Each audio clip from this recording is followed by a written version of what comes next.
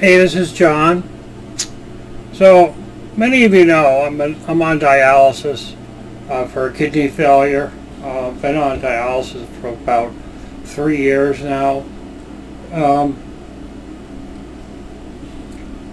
a friend of mine in dialysis, whatever that means, you kind of have a small group of family of people that you know that are in the dialysis center. So when you're getting treatment or whatever, this person that I knew initially when I was first going to dialysis, she was on the second shift just like I was, and we used to ride the same transport, to drop her off at her house, and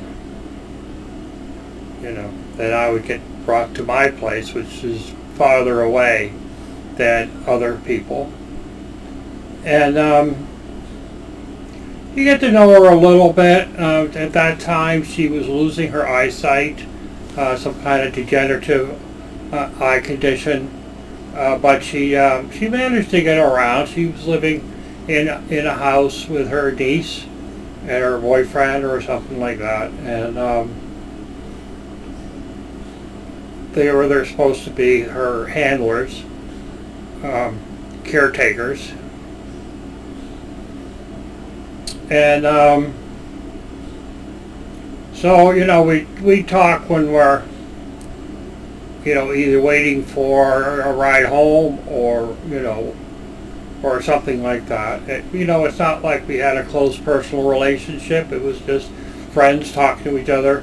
We have let's say what we both had in common was the fact we were both on dialysis. And the center that I go to is a rather small unit. It has 12 chairs in it. There's another unit that's in the city area of the community that has 20 chairs. So your chances of getting to know people there. I mean, I only go there once in a while. I don't go there very often.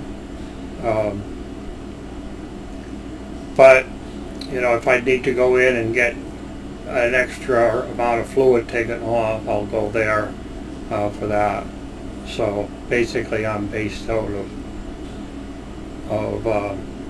Great Barrington Dialysis Unit in Massachusetts. And so at any rate,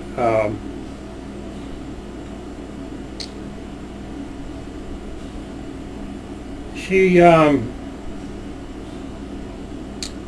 basically, her niece and nephew were taking advantage of her, and because she was on disability from the Navy and also disability in itself, so they would give her a place to stay, but they would disappear on her on weekends, leave her alone, and they'd actually take her money.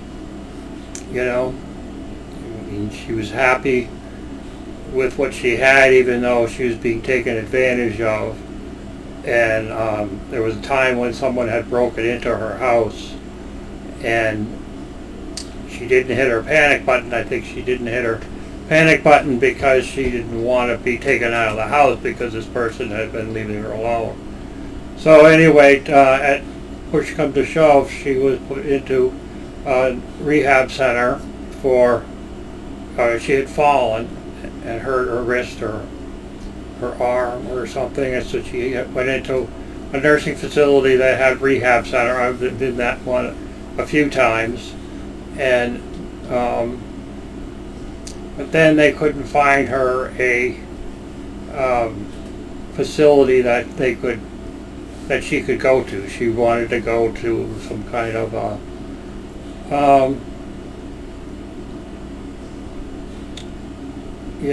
supportive care unit where she still had some freedom, that she could still get out and do things and have her own space. And she ended up staying there into long-term care. Her family didn't wish to her sisters didn't wish to take on the responsibility of her care, and so she just stayed at this nursing home in long-term care. And it's, you basically the only time you get out into the world is when you go for dialysis, and then you're back into the room, and that's where you stay until you go into your next period of dialysis. She's been there for a number of years, and I think she may have developed some other symptoms, and she chose to just leave the planet. And it happened rather quickly from the time she decided it, and she was gone. So she passed away Sunday. And I realize and I understand that quality of life is an important thing for people, and most people don't have that ability to just drift away. You're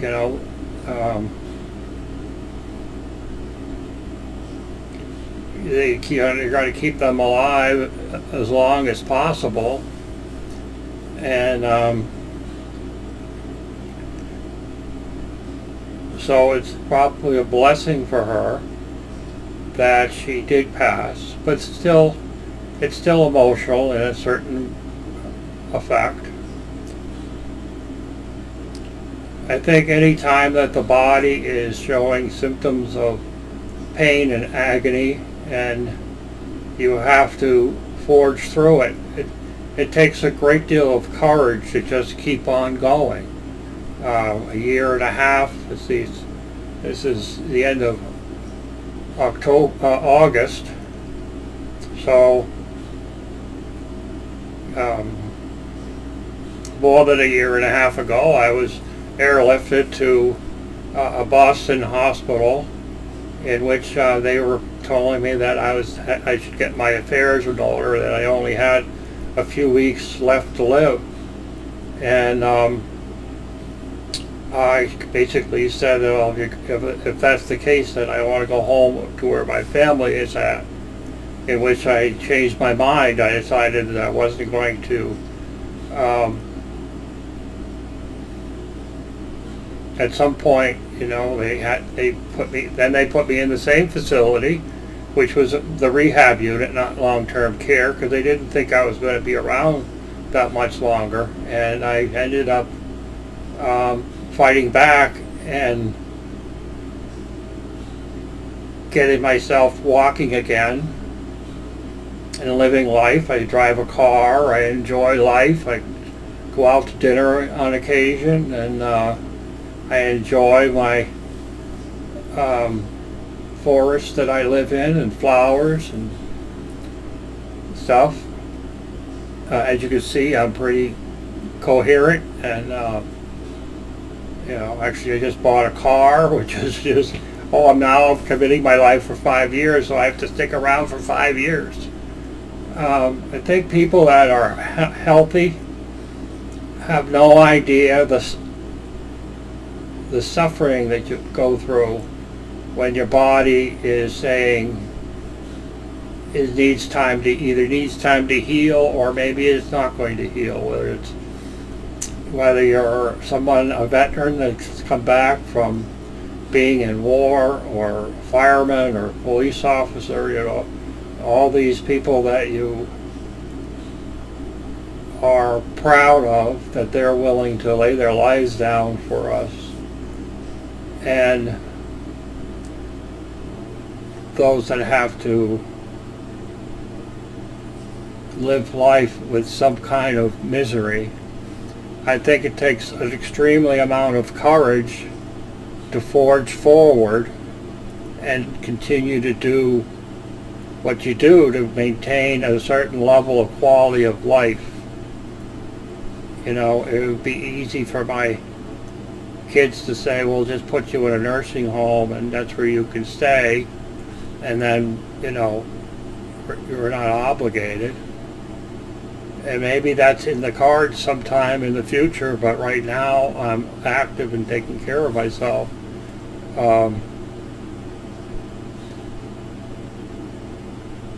I can't speak for people that are going through chemotherapy and burn victims. I mean, there's all kinds of things that happen to the human body that you have to forge your way through it. And your desire to either stay on the planet or leave the planet. I have the desire to stay on the planet and to keep doing what I do. As you can see, I have many videos on these channels that wish the most it could be for everybody on this planet. Peace and happiness, and move away from war and suffering, starvation. People to heal themselves and grow from their experiences, and to share those experiences with others for them to grow and be happy.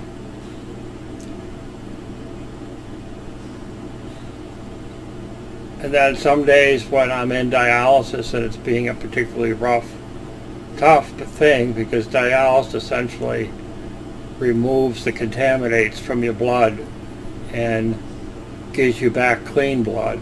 And it could be a simple process, or it could be a fight, particularly if I have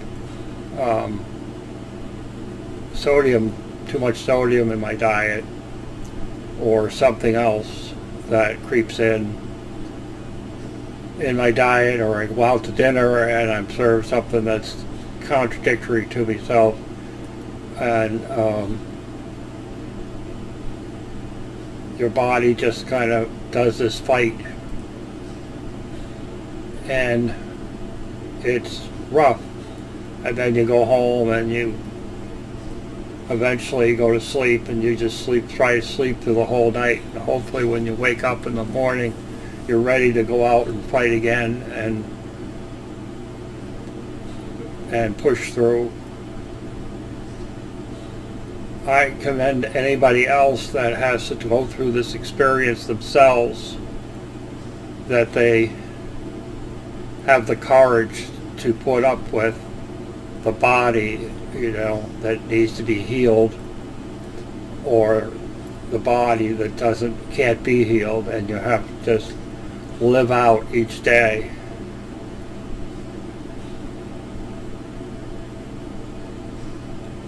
Who knows that down around the corner there could be a mechanical kidney that comes out, and if I choose to give up. I've had discussions with my friend who's just passed away about, because she just ate whatever she wanted when she was in the nursing home. They didn't have her go up getting exercise and walking, and they didn't really, because she was on long-term care, they basically forgot about her. They did minimal with her, and they didn't make sure that she ate a healthy diet. She was with a roommate. She could be on a healthy diet, but the roommate's not, so the roommate would give her the food she didn't like, and of course most of that food she shouldn't be eating.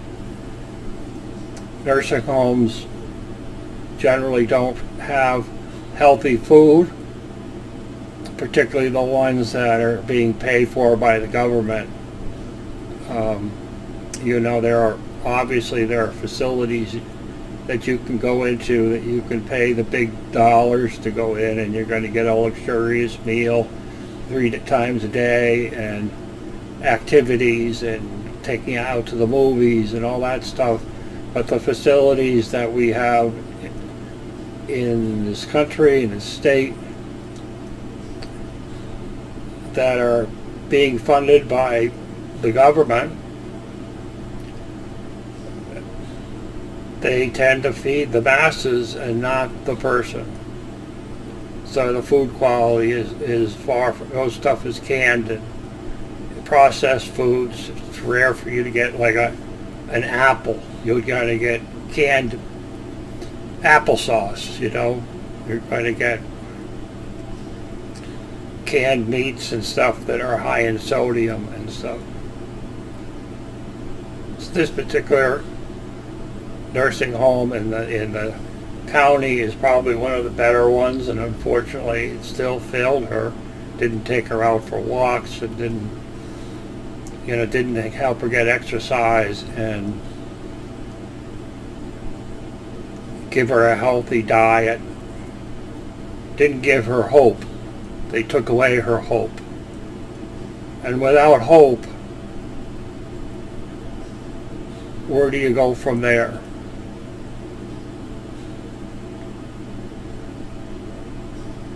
In order to have the courage to forge forward, you have to have hope. I had an incident last week where I'm on oxygen when I sleep, and the system failed me until I woke up.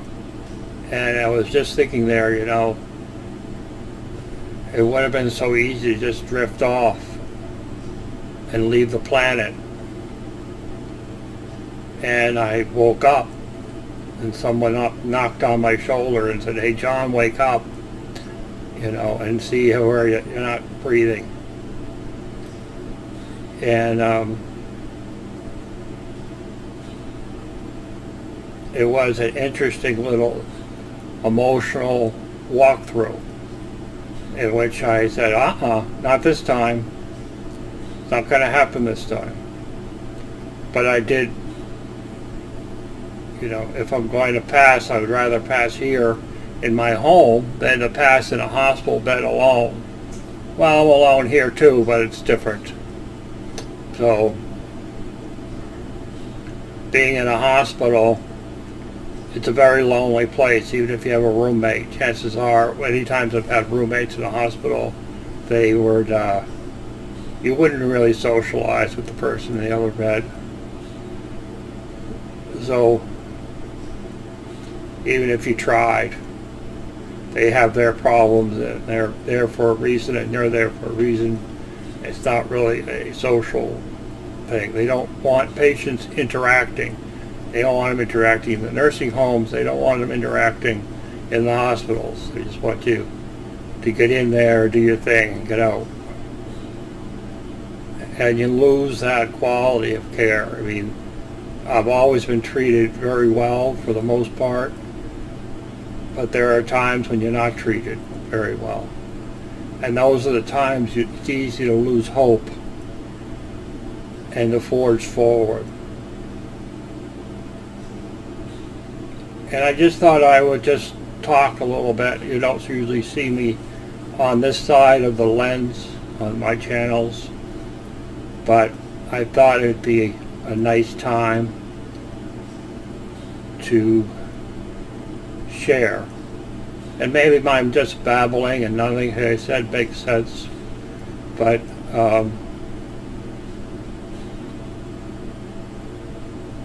it tends to be something. We have a lady there that's 97 years old. She rolls in there with a rollator, and she, you know, she's got the energy and stuff, and I wonder how she just keeps doing it every day, and she's happy, and we all say hi, how are you, and you know, it's we all know what it takes to do that 3 times a week or longer. Some people do it more often. Some people may only go once a week or twice a week, but we just keep forging forward. There's a poem that I read on here that I've discovered. It's called When I Die. I encourage you to look it up on my channel, do a search, and listen to it.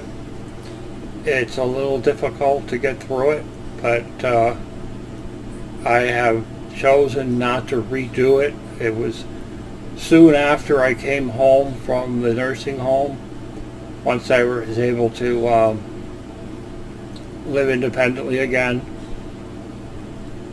and a lot of my experiences from being in the coma and being in the hospital was still raw, although many of those experiences are easy to pull back up. But do a search on that, and you can look it up online, the actual poem. I don't remember the name of the artist that wrote the poem, but I think it's worth it to have that as a cushion. If you have a friend or relative that passes, that it would be a good thing to read at their eulogy or something like that. So, thanks for lending an ear, and I hope all of you have the courage to do what's best for you and your loved ones, even if it's against what everybody else wishes you to do.